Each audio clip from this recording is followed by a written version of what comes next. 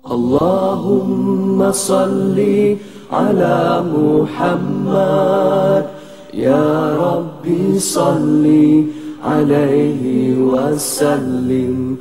Allahumma salli ala Muhammad, ya Rabbi salli alaihi wasallim.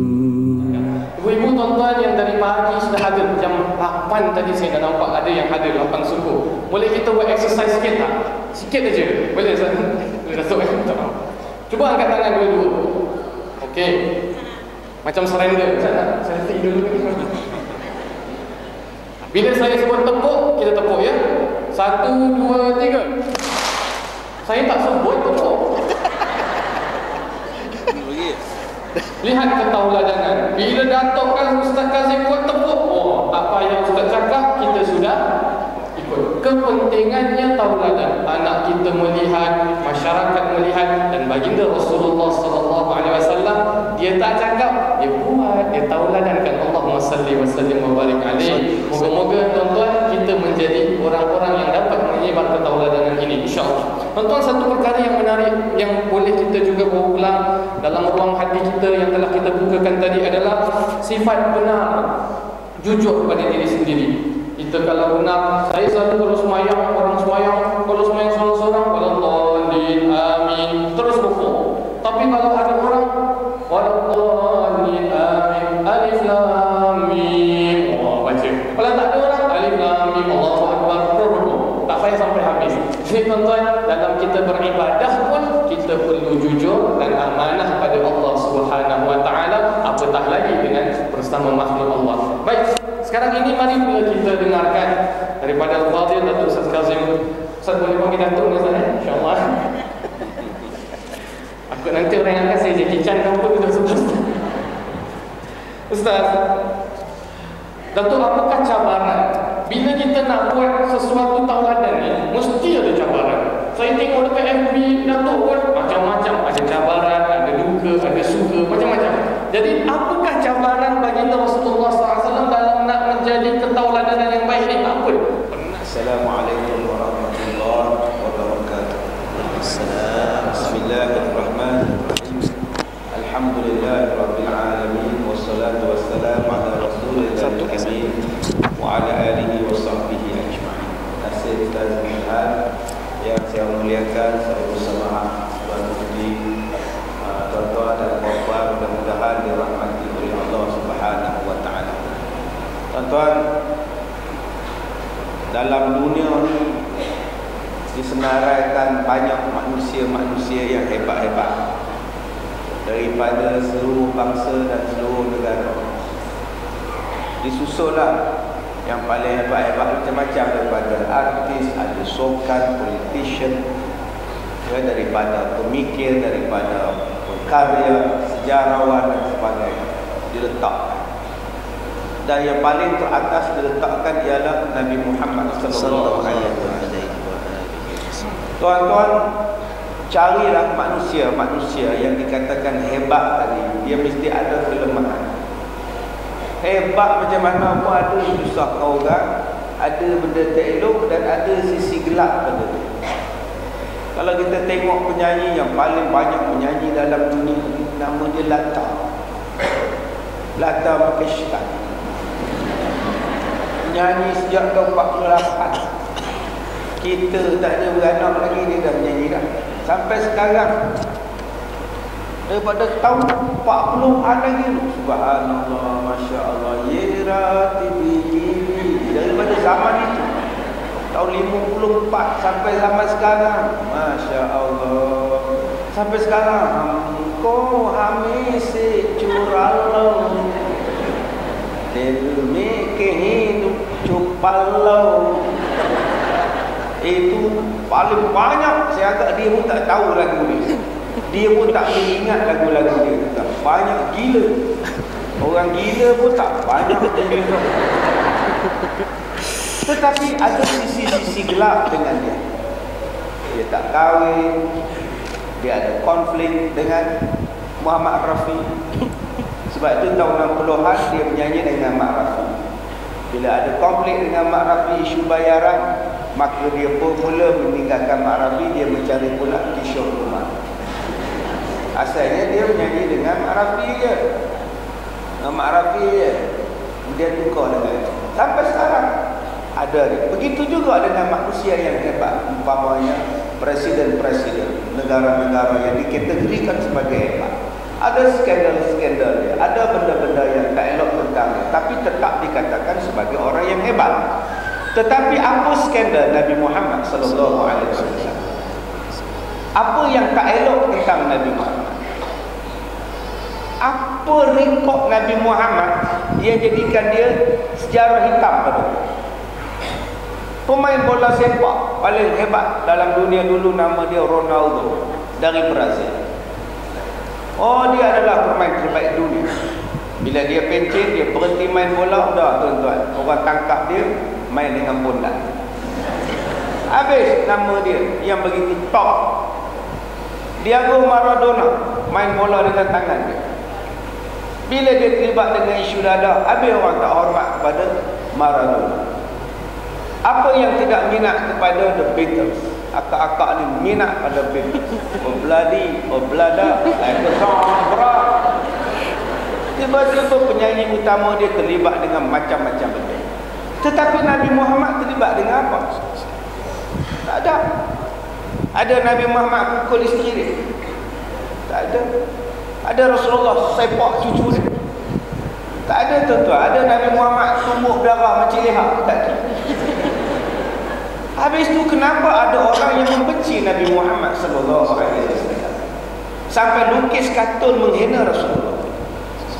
Sampai buat filem menghina Rasulullah. Sampai dikatakan Rasulullah ini sebagai orang yang kuat nafsunya, yang mengeksploitasi wanita dan sebagainya. Diada-adakan, direka-rekakan cerita untuk memburukkan Nabi Muhammad.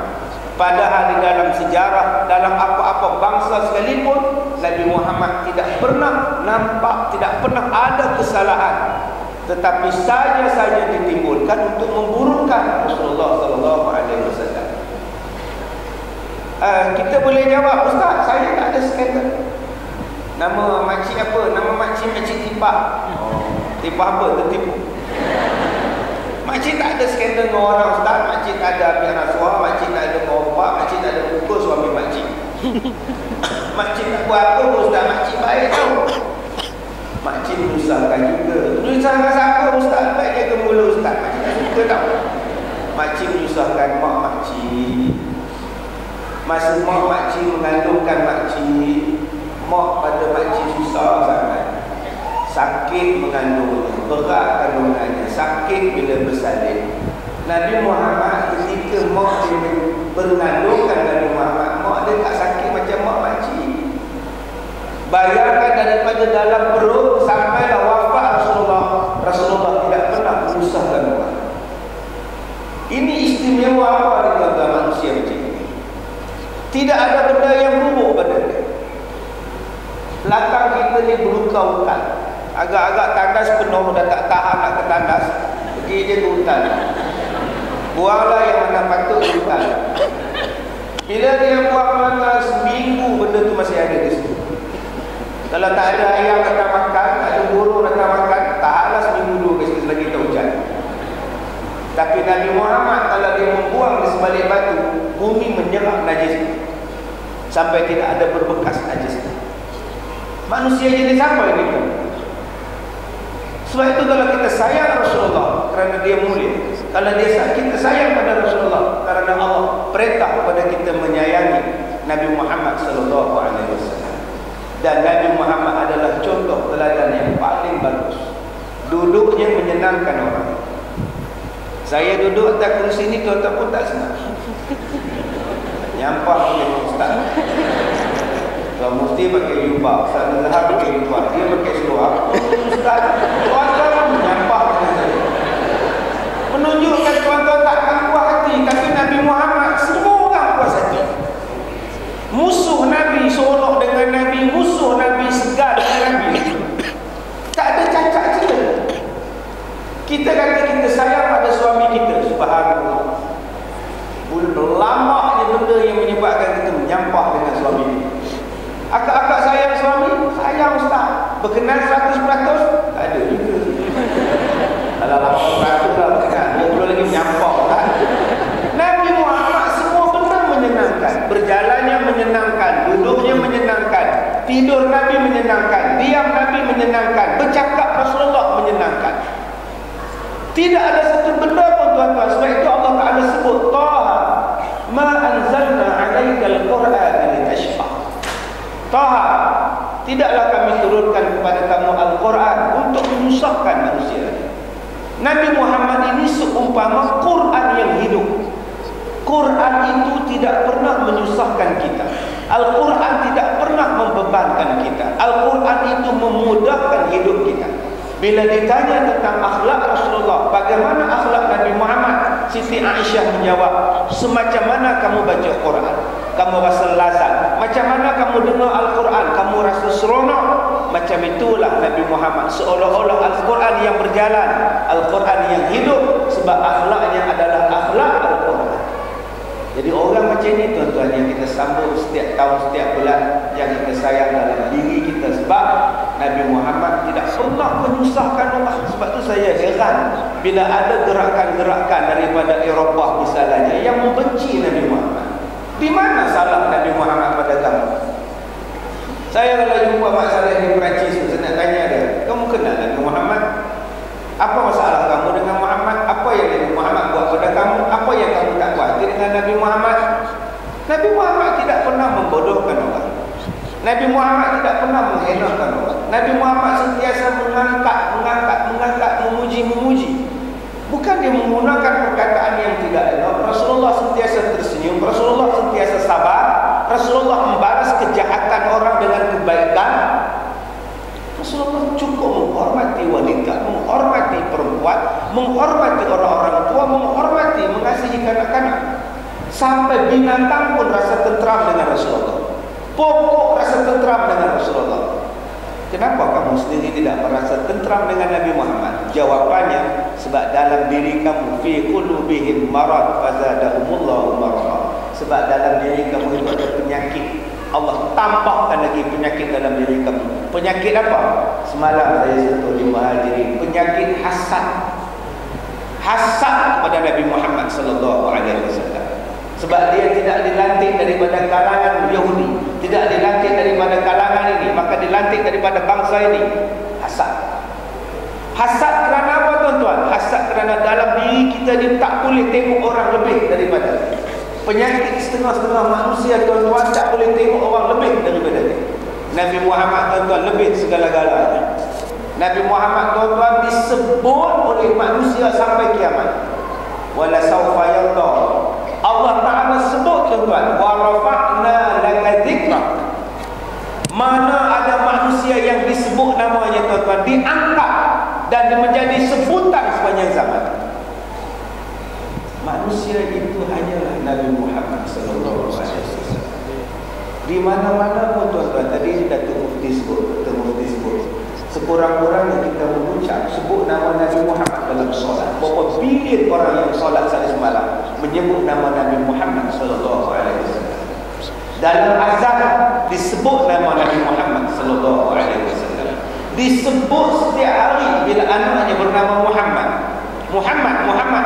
disebut berapa juta tuan-tuan. Berapa ratus juta orang dalam dunia namanya Muhammad.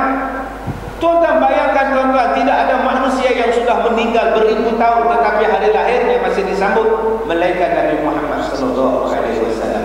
Wa rafa'na laka dzikrak. Maka timbullah perasaan jealous, perasaan cemburu, perasaan hasad. Orang lain tak dikenal tuan-tuan. Siapa nak sambut hari jadi Hitler? Tokak tahu orang nak sambut. Siapa nak sambut hari jadi Bush, Clinton? Tak ada.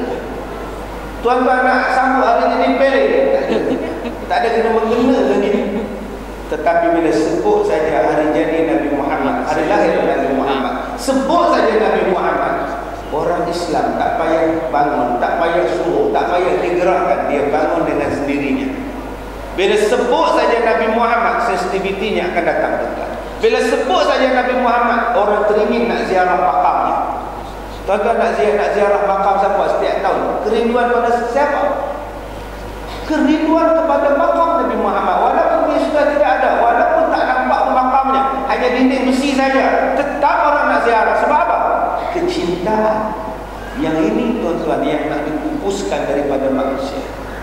bila umat Islam meninggalkan Rasulullah, bila umat Islam meninggalkan ajaran Rasulullah, maka satu kejayaan yang besar, satu benda yang besar akan berlaku. Umat Islam pula meninggalkan Islam perlahan-lahan. Maka dicari jalan untuk orang tidak mengingati Rasulullah. Dicari jalan itu bagaimana? Diciptakan macam-macam hari supaya orang lupa dengan hari lahir Nabi Muhammad. Diciptakan hari Valentine. Maka orang lebih bercita-cita dengan Valentine. Siang malam pagi petang sibuk dengan hatinya, sibuk dengan jantungnya, untuk orang lupakan Nabi Muhammad. Diciptakan bagai-bagai idola, bagai-bagai idol untuk melupakan Nabi Muhammad. Cari jalan tuan-tuan. Bagaimana? Diciptakan hari supaya orang lupa dengan hari Maulid Rasul. Ditambah pula ada umat Islam sendiri yang membantah perayaan Maulid Rasul dengan berbagai-bagai ajaran, pahaman dan sebagainya, dengan berbagai ajaran seperti dikatakan bid'ah dan sebagainya. Untuk apa? Supaya orang daripada luar menentang Maulid Rasul digantikan dengan perayaan yang lain, dan daripada dalam umat Islam itu sendiri mewar-warkan, mempopularkan, jangan sambut, ini bid'ah, ini bid'ah, ini bid'ah. Tuan-tuan, usaha-usaha ini akan berterusan. Sebab itu kita kena buat, kena cinta kepada Nabi Muhammad sallallahu alaihi wasallam, supaya usaha-usaha memburukkan Nabi Muhammad, supaya usaha-usaha orang melupakan Nabi Muhammad ini tidak berjaya. Tuan-tuan yang dirahmati Allah, bila kita sebut tentang Nabi Muhammad sebagai contoh teladan yang terbaik, ya, bila kita sebut tentang janggut Rasulullah, itu adalah sunnah. Bagus, abang-abang simpanlah janggut. Agak-agak yang simpan. Nanti dicarinya minyak bom. Setiap hari disapunya bom di dagunya. Cukup sebulan pokoknya tak lari suami. Aku takut isteri pun janggut. Tak payah. Janggut itu sunnah, bagus. Memotong kuku mengikut cara Rasulullah, sunnah. Jangan tuan-tuan duduk dalam masjid dipotongnya kuku dengan gigi. Sambil dengan ceramah, sambil gigit kuku. Jatuh atas kapet. Nanti sembahyang zuhur ada orang melekat kuku itu. Assalamualaikum. Tuan-tuan, itu sunnah-sunnah individu. Yang saya sebutkan tadi itu sunnah individu. Kenapa kita tidak mewawarkan sunnah global, sunnah berjamaah, sunnah masyarakat, sunnah berakyat, sunnah bernegara? Semalam saya sebut di Muhajir, Nabi Muhammad bila sampai di Madinah, apa yang Rasulullah buat? Membina masjid. Itu awal-awal sunnah yang melibatkan jamaah. Tuan-tuan, di Singapura ada lebih 60 masjid. Hidupkan. Jangan tuan-tuan boleh nak pula asal masjid, asal jumpa tanah buat masjid, asal jumpa tanah buat masjid. Masjid sekarang dah ada 69 buah masjid. Hidupkan. Sekarang kita bantu masjid Queenstown. Masjid Al-Amin sudah hebat. Saya tengok kipas pun hebat. Hebat tuan-tuan. Masjid Al-Amin sudah hebat. Hari ini bekerjasama dengan masjid Queenstown. Ini yang kita nak. Apa yang penting? Kerjasama. Wa ta'awanu 'alal birri wat taqwa. Kalau kita mengajak orang-orang Islam di Singapura bersatu hati, tetapi kalau masjid dengan masjid tak bersatu hati, apa contoh teladannya? Kita kata Nabi Muhammad itu uswatun hasanah, contoh teladan. Kita nak tiru Nabi Muhammad menjadi contoh teladan. Kita lah mulakan dengan diri kita. Ibda' binafsika, mulakan dengan diri kamu. Masjid-masjid mesti ada twinsnya tuan-tuan, mesti ada kembarnya, mesti ada kerjasamanya. Ini kalau masjid dengan masjid tak nak bantu membantu, macam kemudian kita mengajak orang ramai, marilah kita bekerjasama. Bro, engkau pun tak nak kerjasama. Masjid kami kecil, masjid engkau besar. Kita orang nak buat masjid kat masjid engkau boleh tak? Oh, tak boleh. Masjid engkau, masjid kita, masjid kita. Masjid Queenstown hanya 500 orang boleh muat. Yang datang malam ni, yang datang pagi ni 1000 orang. Tak runtuh masjid tu. Okey, Al-Amin kata tak pun korang datang sini, kita kerjasama. barulah Islam itu boleh naik. Ini ajaran Nabi Muhammad. Ini sunnah jamaah yang besar. Sebab ada lagi tuan-tuan yang masjid-masjid, Masya Allah, saya takut mendengarnya tuan-tuan. Takut berapa persen kau nak bagi tuan? Persen kau cakap. Boleh korang kerja sama dengan aku, boleh. Tapi berapa persen ketipan bagi orang? Astagfirullahaladzim. Ubahlah tuan-tuan. Ini kira persen saya bilang tuan-tuan. Tak nak macam ni. Kita bantu. Kita membina masjid yang 20 juta. Kita membina masjid yang 15 juta dolar. Bagus. Tetapi ada lagi masjid yang berhutang. Pembinaannya sudah siap 3 tahun. Hutang dengan kontraktor 200 ribu dolar. Kita nak membina masjid 20 juta dolar. Apa salahnya 200 ribu bagi pada masjid ni? Kau bayar hutang kau. Alhamdulillah. Tak payah kau bagi Ustaz Kazim bagi hutang ceramah lagi. Ini asal bagi Ustaz Kazim tak bayar hutang. Bagi Ustaz Kazim tak bayar hutang.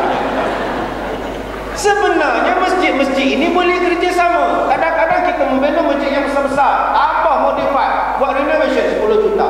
Tapi ada masjid yang hutang dengan polis, yang hutang dengan ini, yang hutang dengan kontraktor 100 ribu dolar. Apa salahnya? Nah, kita begitu buat.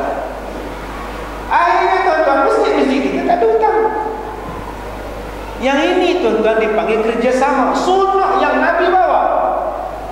Tapi kita hanya nampak sunnah Nabi Muhammad itu simpan janggut. Simpan janggut itu kecil untuk seorang. Bukan semua orang boleh simpan janggut. Makcik Leha boleh simpan? Tak boleh. Tetapi Makcik Leha dan Abang Leman boleh bersunnah yang besar. Nama dia ialah membina masjid. Sunnah yang melibatkan jamaah. Bila masjid sudah terbina, hidupkan. Masjid sudah cantik. Sebab tu saya kata pada orang Malaysia, you all kena datang Singapura, tengok macam mana kehebatan, macam mana pembangunan, macam mana makmurnya masjid Singapura. Sekolahnya ada di masjid, malah ada kilang roti pun di masjid. Bukan setakat kilang roti pun ada di masjid. Insya-Allah diedarkan makanan pada orang. Di Singapura macam-macam kaunter ada di masjid. Pergilah belajar. Jangan jadi macam kita, saya cakap. Masjid habis sembahyang kunci. Saya kunci habis sembahyang. Kita tak nak macam itu. Saya cakap tuan-tuan di Malaysia, you all datang bulan depan saya bawa 2 bas. Orang-orang masjid datang tengok, belajar. Sekarang masjid kita dah ada. Tuan-tuan makmurkan. Sebab itu sunnah Nabi Muhammad. Mesyuaratnya di masjid, berbincangnya di masjid, malah anak-anak belajar memanah di dalam masjid. Ini sunnah Nabi yang hebat. Kita sekarang kalau anak-anak sampai dalam masjid, ditengkingnya budak-budak. Bising. Akhirnya budak-budak lompat ke tingkap, langsung tak naik. Yang ini yang kita kena ubah. Makmurkan betul-betul. Masjid kita dah bina 20 juta dolar, 10 juta dolar. Besar jumlahnya. Tapi kalau bilangannya kecil yang datang sembahyang, bilangannya kecil dengan program-program keagamaan rugi. Saya minta kepada tuan-tuan teruskan dakwah di Singapura. Hari Ahad on, hari Sabtu on pengajian, macam-macam pengajian on. Sebab itu adalah sunnah Nabi. Sunnah Nabi tuan-tuan bila sampai di Madinah, apa yang Rasulullah buat? Ekonomi. Kenapa tidak dikembangkan tentang ekonomi? 3 tahun Rasulullah sampai di Madinah, Rasulullah berjaya membuat ekonomi kapitalisme dan digantikan dengan ekonomi Islam dalam tempoh 3 tahun. Kita sudah hidup beberapa ratus tahun, beberapa puluh tahun, tetapi tahap mana ekonomi kita? Sebab kadang-kadang yang mengajar itu tidak mengajar sunnah yang besar. Dia hanya mengajar sunnah masuk tandas. Betul, masuk tandas pun ada sunnahnya. Kaki kirinya, keluar kaki kanannya, doa tertentu yang dibaca. Tetapi itu sunnah bentuk kecil. Kenapa tidak diajar sunnah yang besar? Memperkasakan ekonomi. Kerana saya sebut malam tadi, manusia Islam, umat Islam dihebatkan. Manusia Islam ini akan dipandang mulia. Yang pertama bila dia ada iman. Bukankah disebut kuntum khairu ummah ukhrijat linnas? Allah sebut dalam ayat itu. Kalau kamu ini orang yang beriman kepada Allah, wa tu'minuna billah. Kalau kamu beriman kepada Allah, kalau kamu mencegah kemungkaran, menyuruh orang berbuat baik, kamu adalah orang hebat. Jangan kamu bimbang. Yang keduanya, bila kita ada ilmu, umat Islam diperkasakan ilmunya. Ini kan ajaran Rasulullah. Bayangkan tuan-tuan dalam peperangan Badar, ditangkap orang-orang musuh Islam yang berperang. Ditanya kepada sahabat-sahabat, apa yang nak dibuat dengan tebusan-tebusan perang ini? Ada sahabat kata, Rasulullah, cantas je kepalanya. Ada sahabat kata, kita bunuh aja, dia orang ni bunuh umat Islam. Tapi apa tindakan Rasulullah? Mereka ini adalah orang-orang pandai, orang-orang yang bijak. Kita minta kalau mereka nak dibebaskan daripada tahanan perang, kita minta mereka mengajar kepada orang-orang Islam ilmu pengetahuan. Tuan-tuan, bayangkan Rasulullah menitik beratkan ilmu sampai tahap begitu. Yang ketiganya, bagaimana nak dibangunkan, dihebatkan umat Islam? Sunnahnya ialah memperkasakan ekonomi. Ekonomi kena kuat. Bila ekonomi kuat, tuan-tuan, insya-Allah orang akan menghormati umat Islam. Yang keempatnya ialah politik. Kuatkan politik umat Islam. Jangan gaduh-gaduh, jangan gaduh-gaduh. Gunakan politik untuk menguatkan bangsa, menguatkan agama, bukan menggunakan politik untuk menghancurkan agama dan bangsa. Tuan-tuan, musuh-musuh Islam menggunakan 4 benda ini untuk melemahkan kita. 4 benda inilah mereka attack kita balik. Yang kelima saya sebut semalam, institusi kekeluargaan. Bukankah Nabi Muhammad datang itu untuk menyempurnakan akhlak, liutamima makarimal akhlak. Nabi Muhammad menguatkan institusi kekeluargaan. 5 benda ini, tuan-tuan, musuh-musuh Islam akan datang merosakkan kita. Dia jadikan iman kita makin lama makin lemah dengan berbagai-bagai pahaman yang boleh menyebabkan umat Islam hari ini tergelincir akidah. Dia goncangkan iman kita. Dia goncangkan iman kita dengan SSS-nya, dengan seksnya, dengan sportnya, dengan songnya. Dengan SS ini, tuan-tuan, umat Islam makin lemah kekuatan imannya. Kemudian umat Islam didatangkan kelemahan dalam bidang pendidikan. Dijadikan pendidikan tidak penting kepada umat Islam. Umat Islam tak nak belajar. Direndahkan nilai dan mutu-mutu universiti. Kemudian umat Islam dilemahkan dalam bentuk ekonomi, disabotasi ekonominya, dan mereka melaga-lagakan umat-umat Islam supaya berperang. Akhirnya umat Islam lemah, tuan-tuan. Dan yang paling menakutkan kita ialah peringkat keluarga. Dia kucak-kacirkan keluarga orang Islam. Orang Islam sudah lagi tidak hormat mak, tidak hormat mak bapak, tidak hormat lagi kepada suami, tidak cinta kepada isteri, wujudnya perceraian, pergaduhan dan sebagainya. Sebab itu, tuan-tuan, untuk menguatkan balik 5 perkara ini, Nabi Muhammad lah contoh yang paling kita kena ikut, supaya 5 benda ini kembali kita kuat, kembali kita hebat, terutamanya kita Muslim di Singapura ini, insya-Allah. Alangkah indahnya hidup ini, andai dapat ku kucup tanganmu. Moga mengalir keberkatan dalam diriku untuk mengikut jejak langkahmu.